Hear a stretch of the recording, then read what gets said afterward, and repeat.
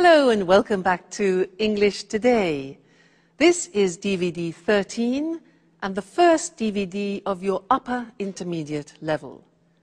And in this DVD, we'll begin with another 3 episodes of our story, That's Life, followed by our special TV programs, which include Everything But the Kitchen Sink, featuring our culinary experts. And then there will be a discussion about India and China. Do they represent a threat or an opportunity? Then, in the grammar section, we'll be studying more about the present perfect and the present perfect continuous tenses. And then we'll learn about the gerund and the infinitive. And we'll also study the first conditional. All right? So, I hope you enjoy yourselves.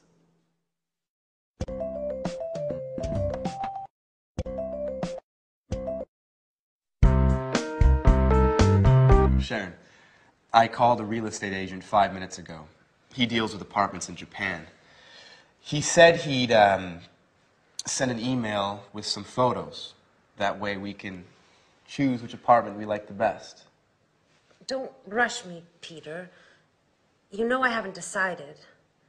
I know. We've talked about this a lot. But doesn't the idea of leaving appeal to you? I mean, just think of it.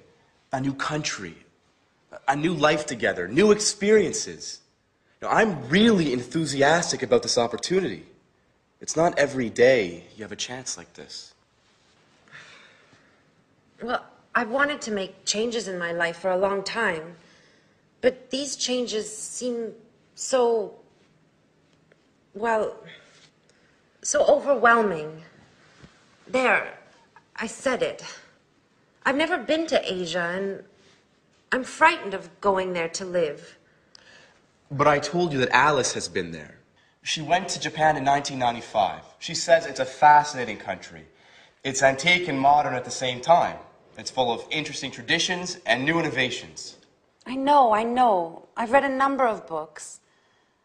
Last night, I finished reading Japan in the 21st Century. I admit, I'm curious about it all. You see, just remember, you were afraid when we came to London, but you've adjusted well. We've been here a year and a half, and you haven't once complained. I take that back. You complained once last week. Come on, Peter, stop joking around. You're right, I've made great friends. That's why I'm so hesitant to go. I know. I'm also sad at the idea of leaving everyone. But... Hey, Jack. How long have you been in here? A couple of minutes. Excuse me, I didn't mean to spy. But you were so involved in your discussion. So you've heard that she still hasn't decided, even if she's going to decide soon. In fact, we're just talking about which apartment to choose. Well, don't rush it, Peter. Decisions about major changes take time. So whose side are you on? I need to get going. I took my watch to be repaired 2 weeks ago, and I still haven't picked it up. Sooner or later, they're going to put it up for sale. Bye. Jack, I'm leaving her in your hands. Please try and convince her.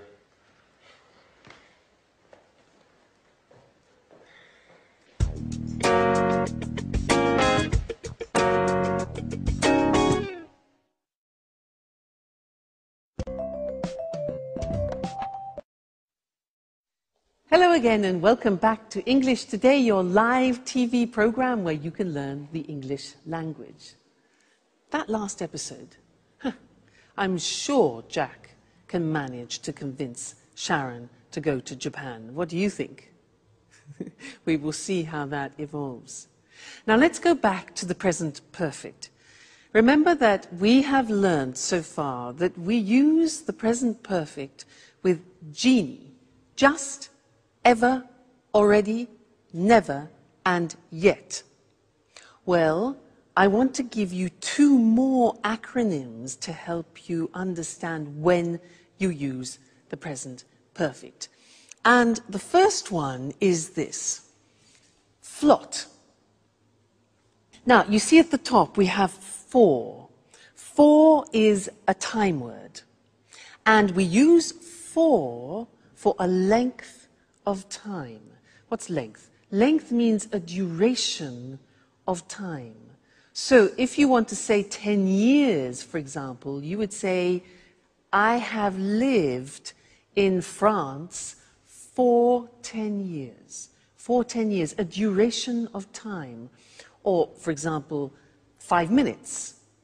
I have worked here for 5 minutes. Okay, so for we use for a length or a duration of time. That's flot. F-L-O-T, flot. Now, let's look at the second one, spot. Now, spot starts with the word since. Since is a word that we use when we're talking about an exact point of time. So, let me give you an example. If I say 5 o'clock, that is an exact point of time. So, you could say, I have been here since 5 o'clock. Or for a year, you can say 1973, since 1973. So these two words are very important, for and since. Flot, spot. For a length of time, and since for a point of time. Now let's do a little exercise to help you with that. I will say something like 2 days. You must decide whether to use for or whether to use since. Okay? So, 2 days. Is it a length of time or a point in time? Length. So, for 2 days. I have been here for 2 days. Another example. Thursday. Thursday's a point of time, so since Thursday. Great. For a long time. A long time.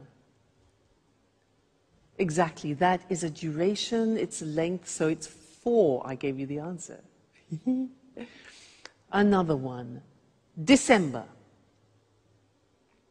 Good, it's a point, so since December. Very good. This one. Weeks. Very good. 4 weeks. Okay, fine. Let's think of another one. 2001. Okay, that's a point of time, so since 2001. Those are some examples. Let's go to the screen now, and I'll show them to you in a written form. That way you can memorize them and fix them, okay? So, flot and spot. There we have it. For a length of time, flot. So this is to express duration. The examples, I've lived here for 10 years. Then, he's known her for ages. Now, for ages means for a long time, okay? Then we had spot, which is since, and we use it for a point of time. The examples, she's worked there since the 7th of June. Point of time, that's a date. And they've been here since 1978, a year. Okay, so flot and spot. Now, the interesting thing is that when we ask questions about that, we use the word how long. For example, how long have you been here? And we use the present perfect. Look at the screen. We say, how long have you lived in Cambridge? And the answer would be, I've lived in Cambridge for 10 years or since 2001. You see? Now, remember that how long is different to how many times. How many times is 1, 2, 3, 4, 5. How long is a period of time? Okay?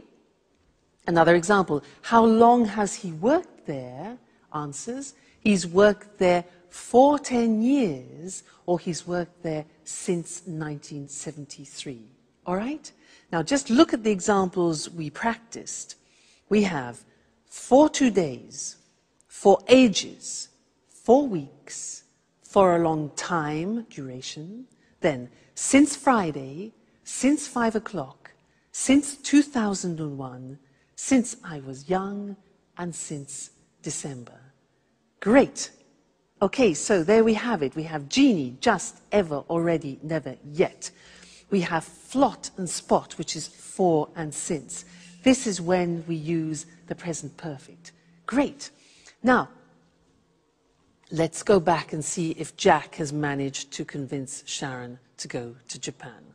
Okay? Bye.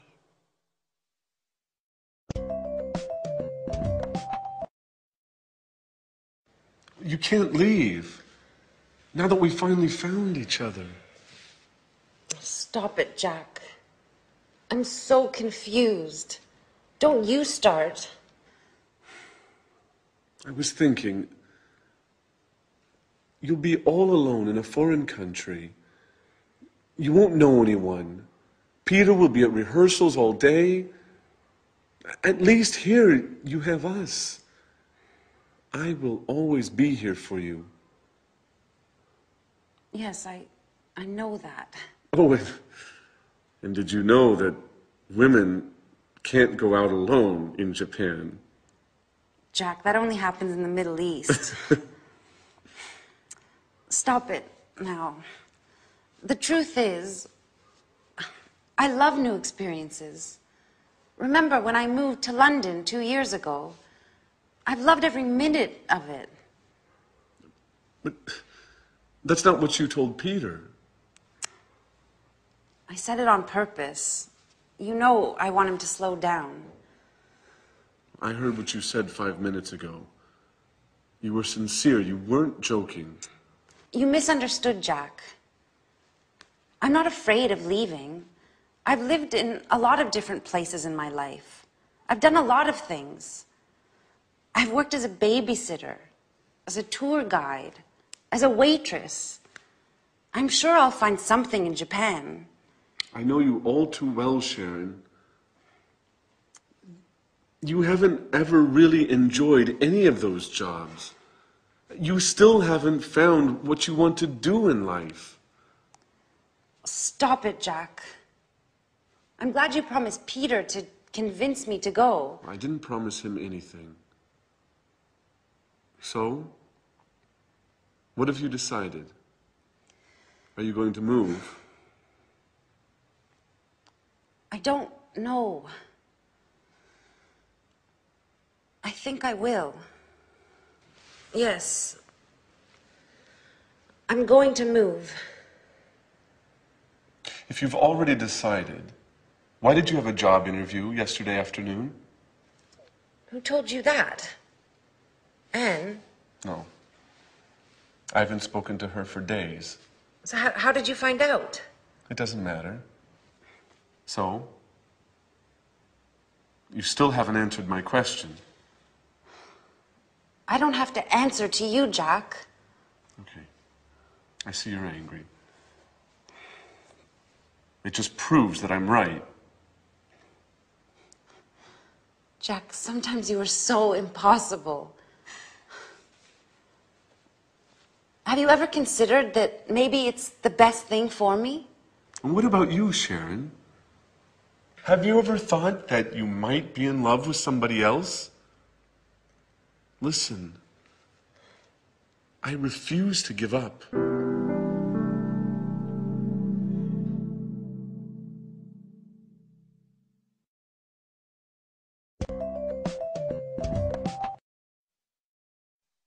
Love is difficult, isn't it? I know something about that. But so is the simple past and the present perfect. And in fact, this is an important lesson because one of the most difficult things in the English language is to decide when to use the simple past and when to use the present perfect. I hear a lot of people making mistakes about this. When do we say I went? And when do we say I have gone? Well, remember, up until now, I've tried to help you with these acronyms, you remember? Oilway and Genie. And I really do think they'll help you. Now, do you remember, Oilway was for the simple past. We use the simple past with on, in, last, when, ago, and yesterday. Okay? And we use the present perfect with just, ever, already, never, and yet. Be careful.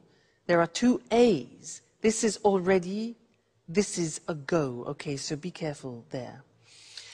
So, when you are speaking English, you have to make these choices. What do I use? Simple past or present perfect? And it depends on what time reference or time word you are using in the sentence. That is the most important thing, okay? Which one of these acronyms? Let me give you an example. We'll take a simple verb like I go. Now, if you want to use already in the sentence, what do we use? Do we use present perfect or simple past? Already is part of genie, just, ever, already, never, yet. So you need the present perfect. And you say, I have already gone. Now, if you want to use last week, where is it? L, last, simple past. So you say, I went last week. Now, you try. I want to use just. Which one? Genie, just. So we say, I have just gone. Present perfect. Okay, next one. I want to use yet. Now be careful, there are two Y's. This one is yet, this one is yesterday. Be careful. So, yet is negative, do you remember? It's present perfect, and the yet is at the end of the sentence. So, I haven't gone yet. All right? That's more difficult. Yet, so that's an exception. Next one. When?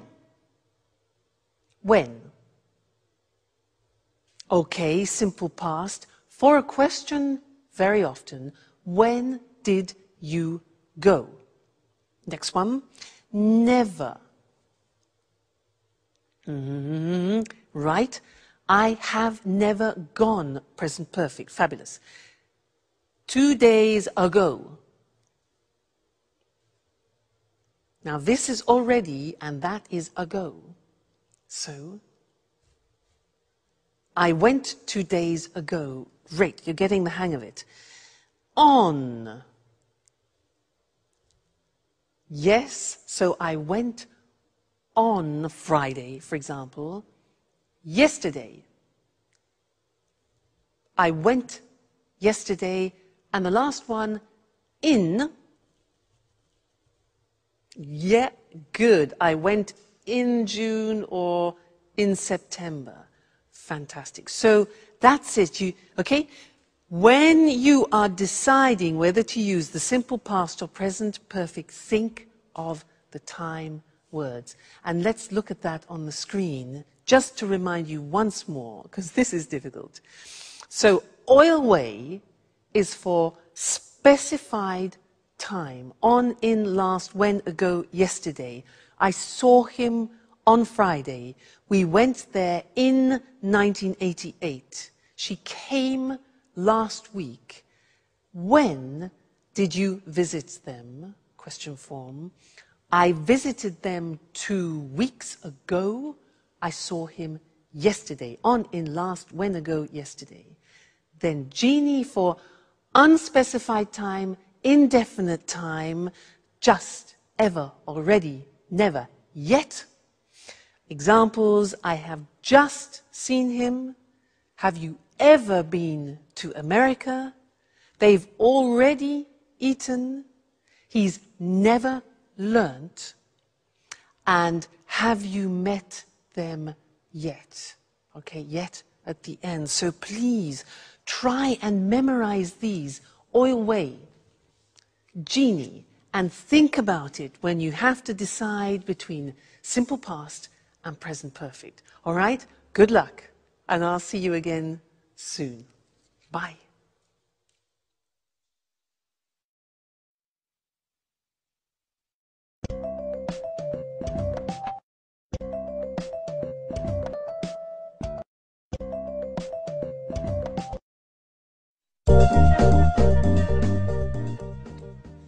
Okay.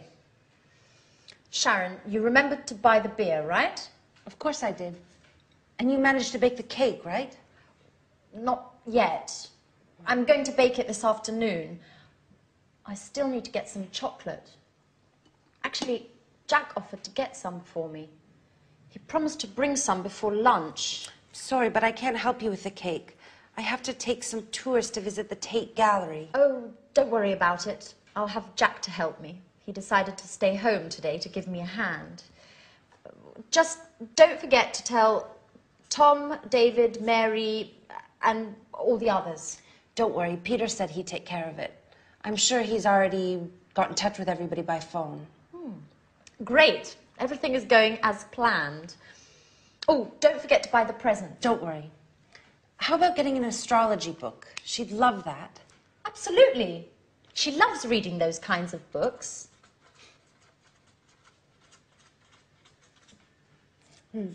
I hope I can get it before I go to work. By the way, have you heard anything from Mr. Dubois? Well, he told me he expected to come, but couldn't confirm. Well, you know how it is being so busy and everything. It's hard for him to give a definite answer one way or the other. I imagine being a stage director is difficult. Alice would be so happy if he comes. Yes, she will. Anyway, mum's the word. If you say anything, it won't be a surprise. Hey everyone, what are you up to? Oh, nothing important. Oh, I almost forgot. Happy birthday, Alice. So, what have you arranged to do this evening? Well, I considered celebrating with you guys. I mean, if you want to. Oh, I'm really sorry, but well, Jack has arranged to eat out this evening with his colleagues and he can't put it off now. And, well, I agreed to correct some reports. Oh, I see. What about you, Sharon?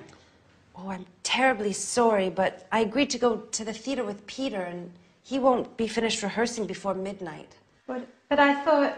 Well, I know we promised to have a party, but why don't we postpone it? It's just not possible today. What a shame. I can't stand the thought of being all alone on my birthday.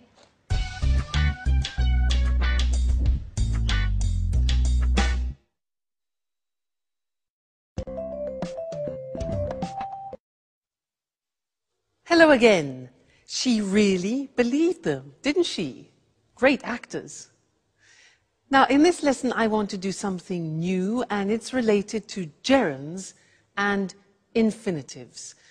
In that last episode, our friends used some quite complicated sentences, which I want to look at with you now.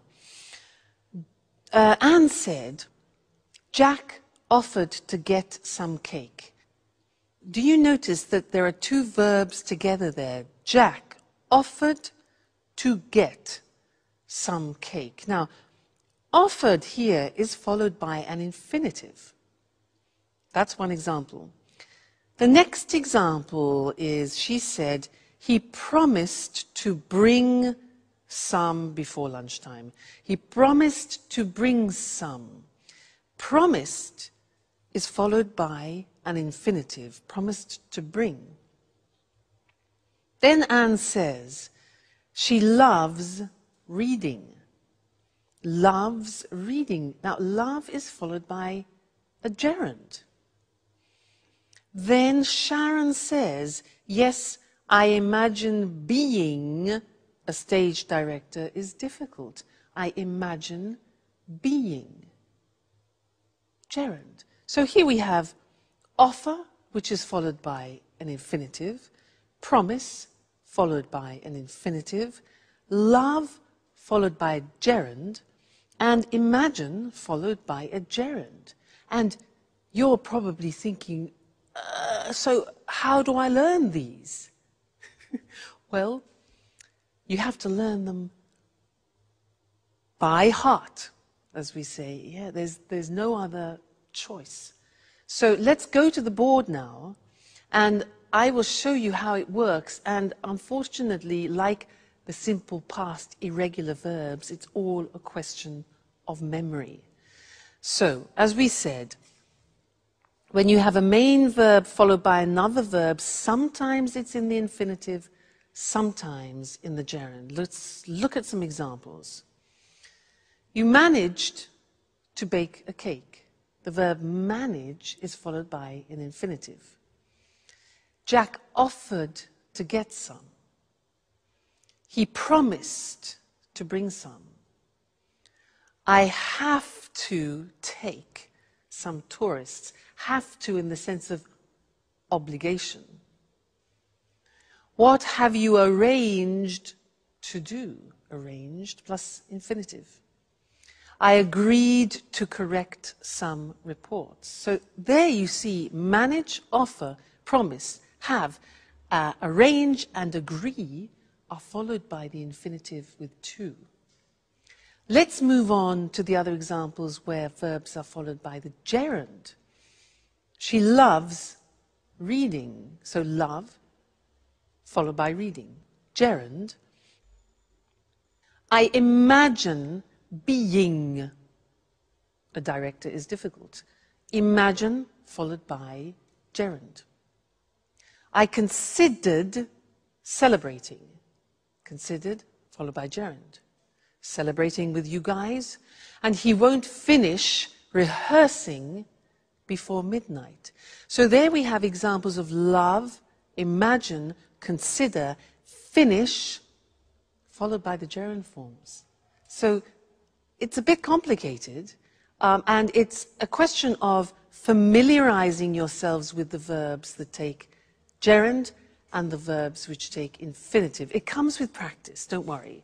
But this is just an introduction. So, let's go back and see what's going on in Alice's birthday party. All right? And I'll see you later. Bye.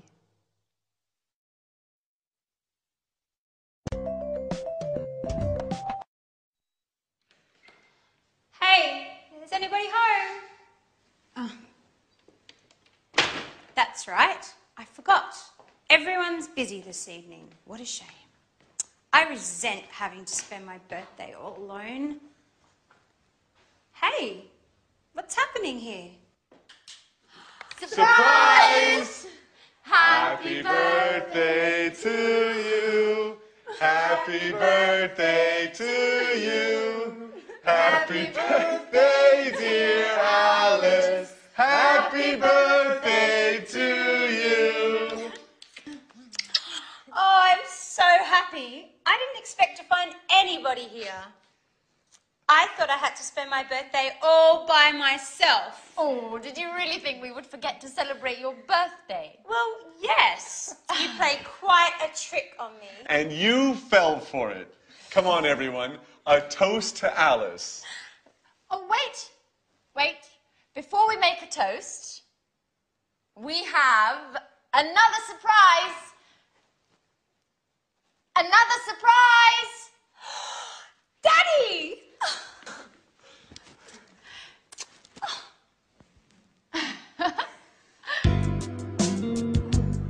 This is such a great birthday. How did they talk you into coming? Alice, dear, how could I miss your birthday? Work is important, sure, but nothing is more important than my dear, sweet, only, lovable, adorable little girl. Dad, if you talk like that, you'll make me blush in front of everybody. Listen, I know I wasn't always there for you and that I've made a lot of mistakes, but I want to catch up. Things change. I've got a suggestion for you. Do you want to come and work with me? Really? With you? What would I do? You can write scenes for my films. You've always had artistic flair. I'll teach you the tricks of the trade. You'll learn how to write convincing scenes in no time at all. That way, we'll always be together, if you want. I don't know what to say. I gave up wanting to spend time with you. You don't have to decide to do anything now. Let's celebrate your birthday. Let's toast. Cheers, Alice. Thank you so much, Daddy. This is the best birthday of my entire life.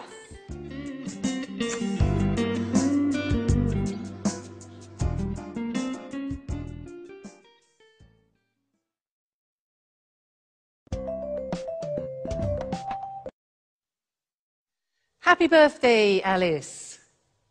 Did you hear what her father said? He said, if you work with me, I'll teach you the tricks. Now that's an opportunity, not only for Alice, but also for us, because he used a grammatical form that I want to teach you now. If you work with me, I'll teach you the tricks. And that in English is a conditional form, the first conditional. If I work, if plus the simple present, I will teach, followed by the future will. So to illustrate this a little bit better, I want to talk to you about what is almost a religion in England, making tea. Now, every household in England has one of these, this. Do you know what this is called? It's for water, to heat, to boil water. In English, we call it a kettle. Every English household has a kettle. We have all sorts of different models as well. And I can assure you, if you buy a kettle, you will never regret it. Why? Look at this. It's very light, plastic, and it's very fast. So, if you fill this kettle to about here, it's 1.5 liters. And then, here's the plug. If you plug the kettle in, the water, 1.5 liters, will boil in 3 minutes. Incredible. So, 1.5 liters, if you boil 1.5 liters, then it will be ready in 3 minutes, okay? The other good thing is that if you want to carry the water to another place, look, take it off the element, and it's portable.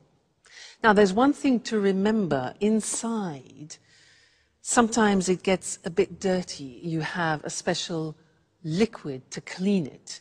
Because if you don't clean it, then it'll change the taste, or it might change the taste of the tea. Okay, so that's important. So, a kettle. If you buy this, I can assure you, you will never regret it. Okay, now, I was using some conditional sentences there, and I want to go to the screen now to look at those more carefully. It was the first conditional, using if, all right? And this is used to describe real possibilities. So, look at this. If you work with me, this is Alice's father, I'll teach you all the tricks. So we have if, then the present tense, and then will and the infinitive, which is probably different to your own language, so be careful about that. The other example, if you use a kettle, you'll make tea faster. So present tense, future with will. If you use a kettle, you'll make tea faster. If you don't clean it, the tea won't taste good. You see the negatives there? If we don't, negative of the present, the tea won't, negative of will, taste good. Now, we can sometimes change the second part. Look at the next example. If her father offers her a job, she might accept it. Now, using might gives the idea of uncertainty, but that's fine to use in the first conditional. The other example, if he accepts the job, if he accepts the job, he might move, go to Japan. All right, so you can also use might.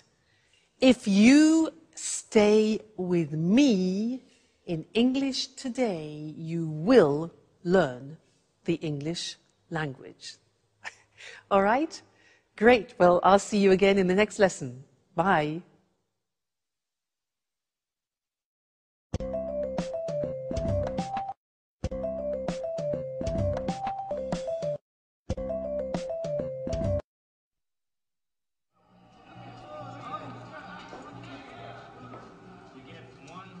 Hi, Jack. Is Anne home? No, she hasn't arrived yet. I've been waiting for her for over an hour. I think she's been shopping. What's the matter? You don't look too well. Nothing, really. Don't lie to me. I've known you for 10 years. Listen, Jack, I really don't want to speak about it, okay? No, it's not okay. We have to speak about the situation and clear the air once and for all. I've been thinking about us a lot. I've been thinking about us so much, I haven't slept well in nights. What have you been thinking, Jack? About us. You're leaving for Japan.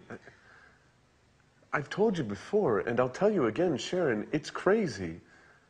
You can't leave now when we know how we feel. Jack, you're repeating yourself. That's right. And I'll continue repeating myself until you accept the truth. We're made for each other. Stop it. You're embarrassing me. Sharon, listen. I haven't stopped loving you. And I know you feel the same about me. That's it. I said stop it and I meant it. Look, you've made me cry. And anyhow, how do our feelings change anything? How do they change anything? They change everything. You must tell Peter immediately about everything. Tell him you won't go.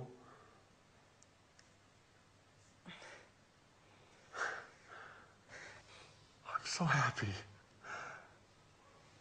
I knew you felt the same way about me. Hey, is anyone in there? Oh my God, it's Peter.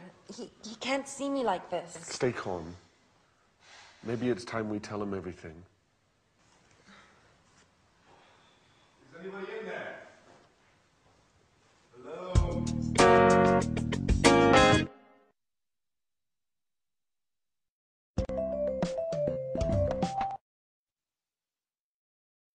Hello, everyone, and welcome back to some more English today.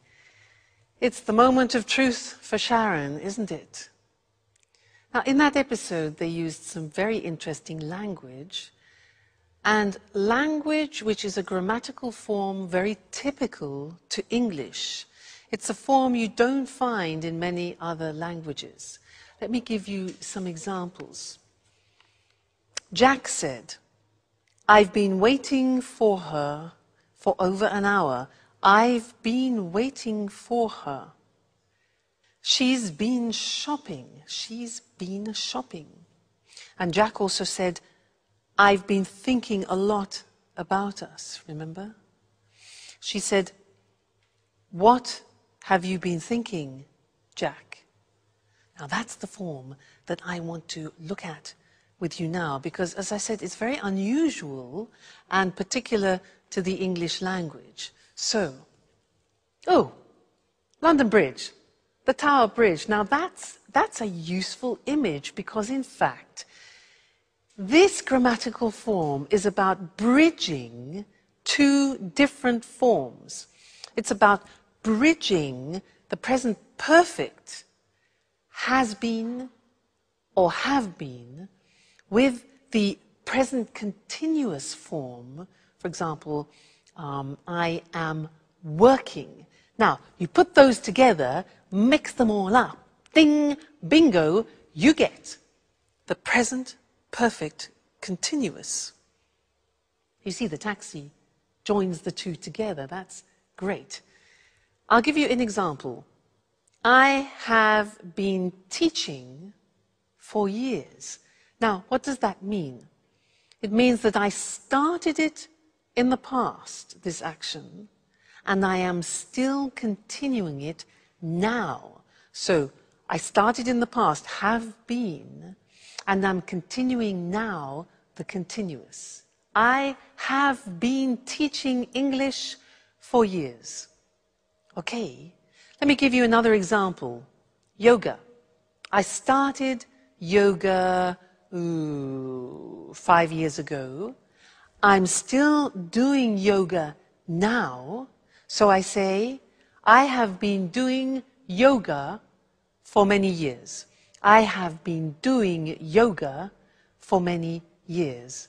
Okay, so that is this interesting mixture of present perfect and the present continuous.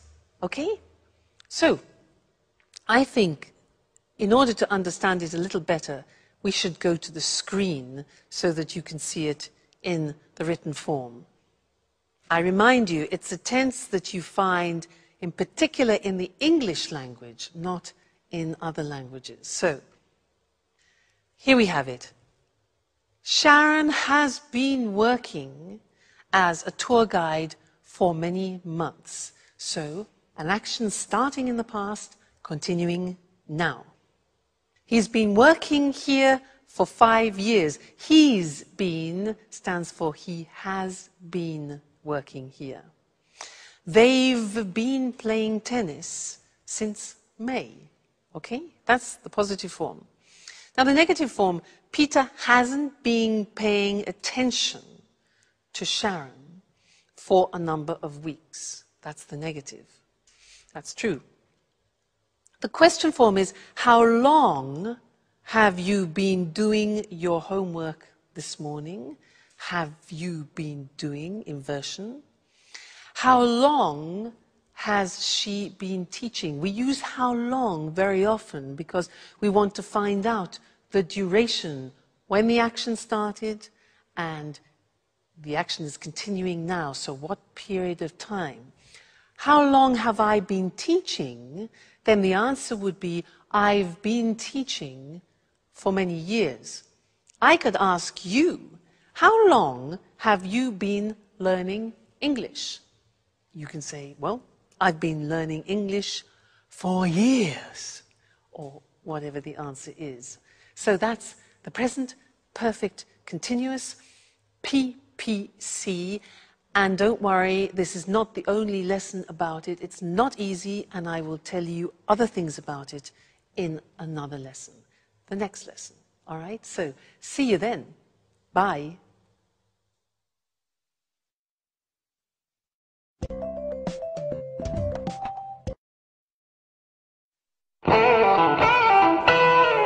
Jack? Sharon? What are you doing here? I've been looking for you for half an hour. Hey, what's the matter? You've been crying. Are you going to explain to me what's going on or not? Peter, listen, calm down. I'm not going to calm down. I want answers, and I want them now. What's going on here? That's what I'd like to know. Jack and Sharon have been here for who knows how long, and who knows what they've been doing. Hey, Jack, it's time you tell me what's up. I'm going to get really mad if I don't get some answers. Stop! Stop! You're acting like little children. Come on, Jack. Let's leave Peter and Sharon alone. They need to talk, and we need to go shopping.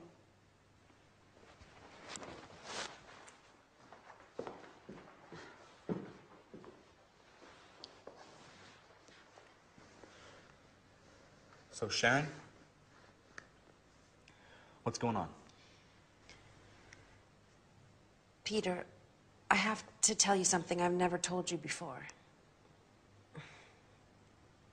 I've known Jack for a long time. We went to the same university together, and, well, we were once engaged. What? So that's why Jack came to live here. You've been seeing each other, haven't you, Sharon? No, Peter, I swear, it's true. We just happened to meet here. It happened by chance. By chance? That's a strange stroke of luck. Just enough to bring back some old passionate feelings? How long has this been going on, Sharon? Nothing has happened between Jack and I. Even if I do still have some feelings for him. After all, Peter, you've been neglecting me for months. The only thing that's important to you is your work. You live, eat, and drink theater and nothing else. So you're saying this is my fault? No one is at fault. It's just that we want different things from life at the moment. I've had 2 interviews with the director of the Archaeology Museum. They want to open an art exhibition, and they've offered me a job. Do you understand, Peter? It means a job I would really love. What are you getting at, Sharon? Would you stay here and not go to Japan if I asked you? What kind of question is that? Answer me, Peter. It's important. I've accepted the job. Without asking me. How could you? Did you ask me about Japan? Did you, Peter, huh? Are you willing to stay here with me?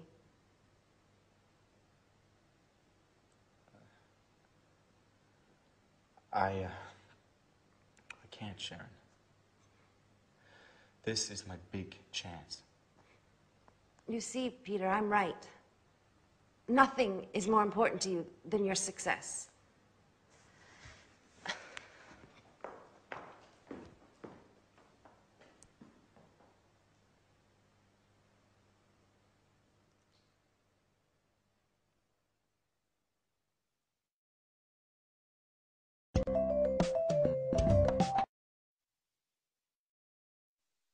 So this is our moment of truth. The question is, when do we use the present perfect and when do we use the present perfect continuous? Many people ask me this. They say, Louise, but when do we use the present perfect? I have gone, I have seen, I have done. And when do we use the present perfect continuous? I have been working, I have been learning. Often people confuse the use. And you're right, it's not easy at all. So I'd like to try and help clarify that by these simple things, a revision of what we've already seen. Now, with the present perfect, we use genie. Remember? Just, ever, already, never, and yet. That's important to remember. With those words, we use the present perfect. But with the present perfect continuous, we're using for, since, and how long. Okay, now that is the difference. So if I take a phrase like, I do the exercise, and I want to use the time word already, then you need the present perfect. I have already done the exercise. But if you want to use the concept of since, you can't use the present perfect, you use the present perfect continuous. So, I have been doing the exercise since Friday. Another example would be, for example, just. Just is a present perfect word, so we say, I have just done the exercise. If you want to use for, We're into the present perfect continuous, the PPC. So I have been learning English for many years. So do you see the mechanism? You have to think about what time words you want to use in the sentence. Then you choose the correct grammatical form. Genie for the present perfect.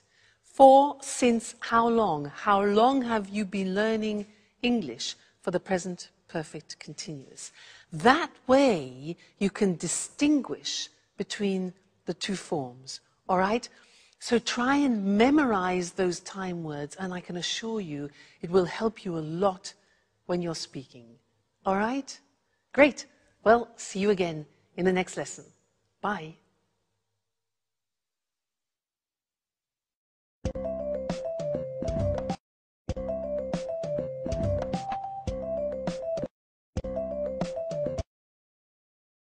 Welcome to Cooking Today. We're delighted to be back in Lisa French's home again. Lisa, we've had so many calls since our last program. I'm glad to hear it. Well, now let's see. Here, Sally from Manchester is getting married in June and has always dreamt of having a well-equipped modern kitchen just like the ones in the movies. How can we help her? Well, to begin with, a kitchen environment should be well lit and have ample surfaces to work on. Also, plenty of drawer space is necessary for storage of food items and utensils. I know what you mean. I have to contend with a small kitchen that has neither light nor enough drawer space. That's why I go out to restaurants. You don't need a king-size kitchen to enjoy cooking in it. What's important is organisation and having things at hand. What are the main appliances newlyweds should have? Well, obviously, a hob, an oven, and a fridge are absolutely essential. Today, many people can't survive without a dishwasher. I'm one of those people. I really hate doing dishes. So do I. Getting back to the subject, I'd like to show our viewers some optional appliances. Although they're not strictly necessary, they often come in handy in large families or when entertaining guests frequently. One is the grill. Another is a deep fryer for large quantities of chips and other tidbits. That's not the appliance for me. I love healthy cooking. In that case, you need a steamer oven like this one. In the US, it's hard to find a kitchen without a microwave. Microwaves are quite useful, especially for busy people. Other appliances, which are also common in the US, are water and ice dispensers, like this one. Well, everybody seems to have a food processor these days. Why is a food processor so useful? Well, a food processor is a great boon, since it's a real space and time saver. It has many different functions. It can mince meat, grate cheese and vegetables, make breadcrumbs, pulp tomatoes, fruit, and so on. So what else can you show us? An electric beater like this can be used for whisking eggs, as well as making mayonnaise. Other kitchen aids are scales and measuring utensils. Careful weighing and measuring are fundamental for successful cooking, since recipes are generally in kilos and grams. All right. There are a lot of other things that we could talk about, but unfortunately our time is up. Lisa, once again, it's been great being here. Thank you for your help. You're welcome.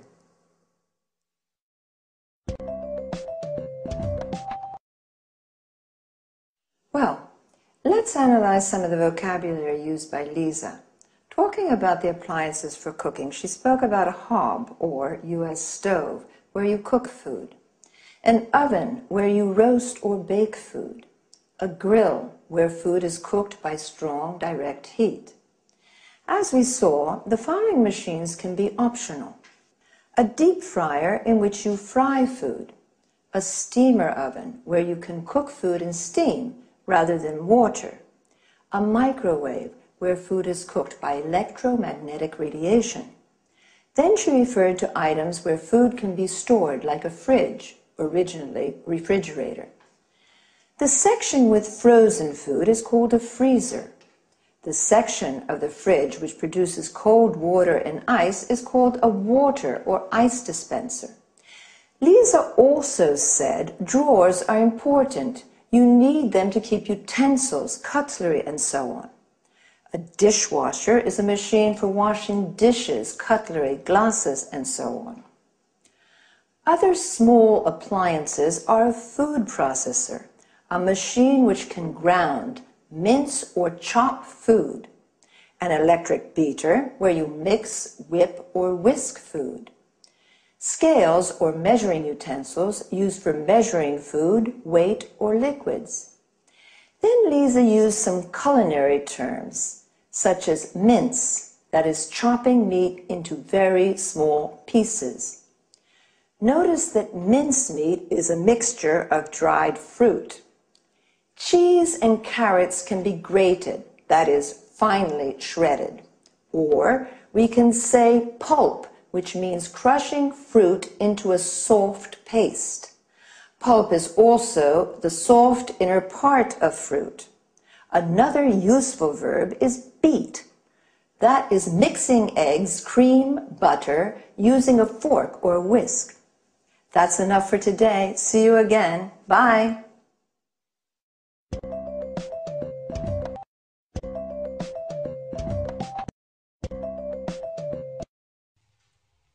Hello, everyone, and welcome to Let's Talk, the evening discussion show with our two commentators, Tom and Marie. Good evening, everyone. Good evening. Well, let's talk business tonight. Let's talk about some important developments in the global economy. Let's talk about new markets and new commercial opportunities. In particular, I'd like to know what you think about the extraordinary economic growth that's taking place at the moment in some parts of the world. Are you referring to China? Yes, and also to India. You know, for the last 5 years, the economies of these countries have been growing at almost double-digit rates. In 2005, the Chinese economy grew by 9.9%, the Indian economy by 8%. Compare this with an average of only 1.3% in Europe's Eurozone. How do you see these developments? Is this enormous economic growth an opportunity or a threat for European producers? Well, I'm rather concerned about it, and I believe that many European industrialists are concerned too. These two Asian giants with their enormous populations are threatening European manufacturing and jobs. The fact is that labor costs are so low in China and India that European manufacturers just can't compete. Sorry, Tom, but I really don't agree with you. I don't see these growing economies as a threat to European producers. I believe that China and India offer new, important markets to European manufacturers. You know, both countries have middle classes that are becoming larger and larger. These people are becoming wealthier and are looking to spend their money on luxury goods made in Europe. So, Maria, according to you, European companies can sell their high-quality goods to middle-class Indians and Chinese. Exactly.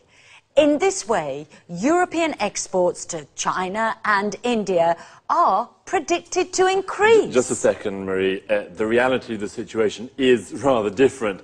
India and China are selling much more to Europe than Europe is selling to them. I accept that's true at the moment. But don't forget, Tom, that cheap Chinese goods have helped to keep inflation low in European countries. And this has helped keep interest rates low too. So, consumers have been able to save money and spend this money on other things. Well, I agree with you that European consumers and industrialists have benefited from trade with China. Of course. What's more, today, more and more European companies are building factories in China or are having their goods produced there. Exactly. That's the problem, Marie. European industrialists are deciding to have their goods produced in these countries because labour costs are lower. If we continue like this, lots of factories in Europe will close and the number of unemployed will rise. Well, I can certainly see that you have different opinions on these issues. I think you're both right. Like most things in life, economic growth in China and India has its good and bad points. It can either offer commercial opportunities to some European producers, but it can also pose a threat to other sectors of European manufacturing. Okay, let's say goodbye to Tom and Marie. Goodbye. Goodbye. Goodbye to everyone, and see you again for another appointment of Let's Talk. So, we've just spoken about developments in the global economy. The global economy is the economic system of the world. An important development is the economic growth in China and India. Economic growth is the development of an economy. The Indian economy grows by 8%. Notice the use of by. The Chinese economy grew by 9.9%. Here, notice also how we say 9.9. Is this economic growth threatening to European producers? A threat is a danger, and the verb to threaten means to put in danger. One opinion is that the economic growth of India and China is threatening European producers. Producers are companies that make products. Another word for producer is manufacturer. Why is it a threat? Because there are low labor costs in India and China. Labor costs are how much a company pays its workers to produce something. The number of unemployed will increase in Europe. This is the number of people without a job. We say someone is unemployed when they don't have a job. Another opinion is that it isn't a threat. Actually, it's creating new commercial opportunities for European manufacturers. New commercial opportunities are new markets for products or the chance to sell more to existing markets. Just quickly, before we run out of time, there are a few useful expressions for discussions I'd like to look at. A polite way of asking someone's opinion is, I'd like to know what you think about. When you strongly disagree with someone, you can say, sorry, but I really don't agree with you, or just a second. But if, on the other hand, you agree, you can say, I accept that's true, or I agree with that. Well, that's all the time we have for this time. See you soon.